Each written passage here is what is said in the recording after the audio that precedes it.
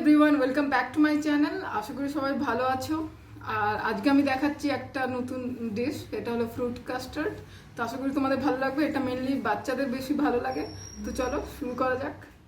তো এটা আমি নিয়ে নিয়েছি আপেল, এটা হচ্ছে বেদানা, এটা হচ্ছে তোমার গ্রিন আঙুর, এটা আমি নিয়ে নিয়েছি কলা, এটা নিয়েছি কালো আঙুর, এটা হচ্ছে আম, আর এটার জন্য লাগবে তোমার 4 to 5 টেবিল স্পুন সুগার। তো এটা তোমার টেস্টের উপর ডিপেন্ড করছে কতটা তুমি ইউজ করবে, তো সেটা তোমরা বুঝে ইউজ করতে পারো। আর লাগবে কাস্টার্ড পাউডার, এটা আমি নিয়ে নিয়েছি ভ্যানিলা ফ্লেভারের। আর এটার জন্য আমি ইউজ করছি 500 ml মিল্ক। তো এই প্যাকেটটা হচ্ছে 500 ml-এরই, তো এটা আমি ইউজ করবো। তো চলো শুরু করা যাক।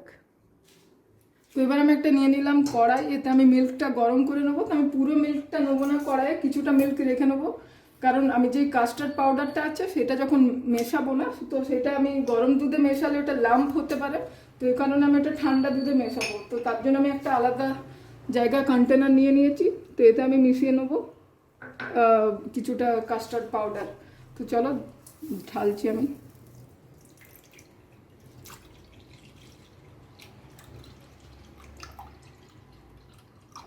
আর এতে আমি কিছুটা নিয়ে নিচ্ছি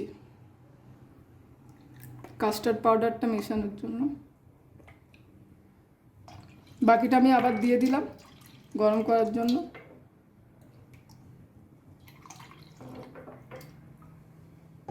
তো এতে আমি নিয়ে নিয়েছি 2 টেবিল স্পুন কাস্টার্ড পাউডার। তো আমি ভালো করে মিলিয়ে নিচ্ছি এটা।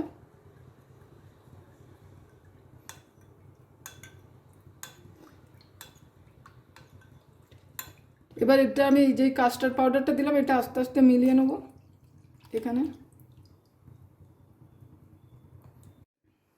এটাতে আমি চিনি অ্যাড করে নিচ্ছি। এবার তোমরা তোমাদের, আমি এখান থেকে 4 to 5 স্পুনস নিয়েছি। তো তোমরা চাইলে এটা তোমাদের পছন্দ মতো, মানে যতটা খাও চিনি মিষ্টি তোমরা সেই ওয়াইজ অ্যাড করতে পারো।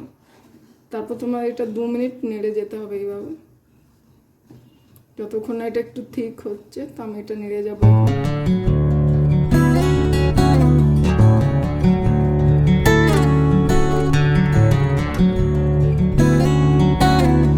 অনেক ঠিক হয়ে গেছে। তো এটা আমি এবার নিয়ে নেবো একটা প্লেটে। আর তো এটা আমি একটা বোলে নিয়ে নিয়েছি। তো এটা কিছুক্ষণ 5 মিনিট ঠান্ডা হতে দেবো, তারপরে আমি ফ্রুটসগুলো অ্যাড করব।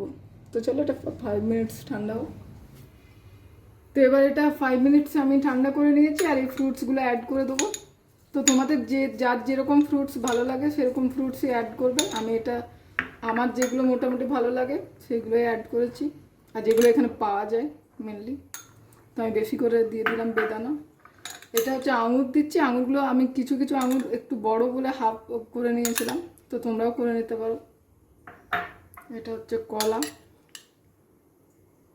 আমার, এটা হচ্ছে ব্ল্যাক আঙুর,